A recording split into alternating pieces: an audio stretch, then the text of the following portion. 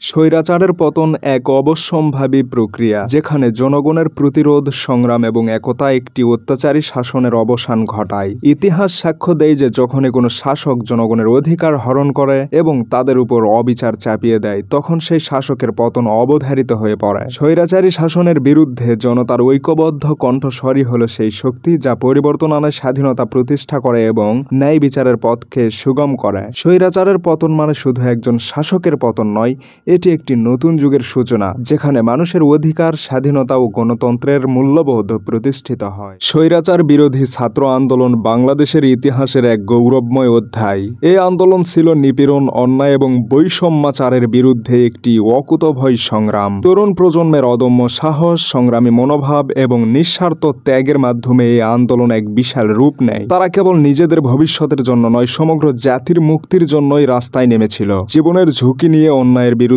দাঁড়িয়েছিল। যখন অন্যায়, অবিচার এবং নিপীড়নের ভার সমাজের প্রতিটি স্তরে স্তরে ছড়িয়ে পড়ে, তখন এই সাহসী ছাত্ররা নিজেদের জীবনকে তুচ্ছ জ্ঞান করে জনগণের অধিকার আদায়ের জন্য লড়াইয়ে নেমেছিল। তাদের অব্যাহত সংগ্রাম, সুদৃঢ় সংকল্প এবং ঐক্যবদ্ধ প্রচেষ্টার ফলস্বরূপ স্বৈরাচারী শাসন ব্যবস্থা কেঁপে ওঠে এবং অবশেষে ধসে পড়ে। এই আন্দোলনের চূড়ান্ত বিজয় শুধু একটি শাসকের পতন নয়, এটি প্রমাণ করে যে তরুণ প্রজন্মই দেশের ভবিষ্যৎ এবং তাদের সঠিক নেতৃত্ব ও দৃষ্টিভঙ্গির মাধ্যমে যে কোনো অত্যাচারী শাসন ব্যবস্থার অবসান ঘটানো সম্ভব। আজকের এই বিজয় আমাদের সকলের জন্য অনুপ্রেরণার প্রতীক, যা আমাদের মনে করিয়ে দেয় যে অধিকার ও স্বাধীনতা অর্জনের জন্য সাহসী, একতাবদ্ধ এবং দৃঢ়চেতা হওয়া অপরিহার্য। আজ আমাদের হৃদয়ে আনন্দের যে জোয়ার বয়ে যাচ্ছে, তার কারণ স্বৈরাচারের পতন। এতদিন ধরে যে অন্ধকার আমাদের উপর ভারী হয়েছিল, আজ তার অবসান হয়েছে। আমরা নিজেদের অধিকার পুনরুদ্ধার করেছি, স্বাধীনতার আলোয় নতুন করে আলোকিত হয়েছি। আজকের এই বিজয় কেবল একটি শাসকের পতন নয়, এটি আমাদের ঐক্য,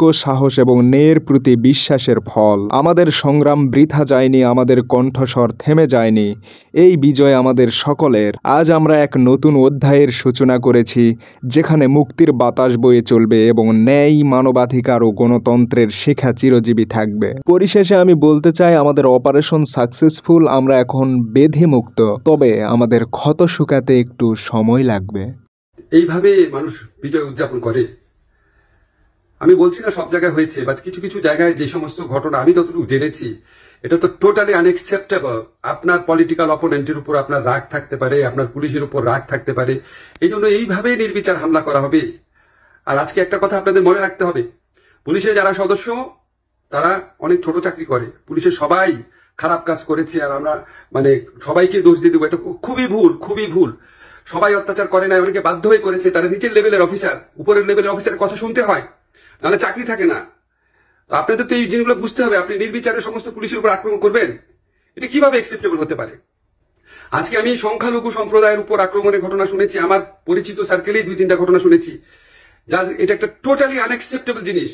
এটা হতে পারে না। এটা আপনি যে পশু শক্তির বিরুদ্ধে লড়ে আপনি বিজয় অর্জন করেছেন, আপনি যদি সেরকমই পশু শক্তি দেখান, তাহলে মানুষের কাছে তো এই বিজয়ের আবেদনটা ছোট হবে। আমাদের এই আন্দোলনে সকল ধর্মের, সকল সম্প্রদায়ের মানুষ ছিল।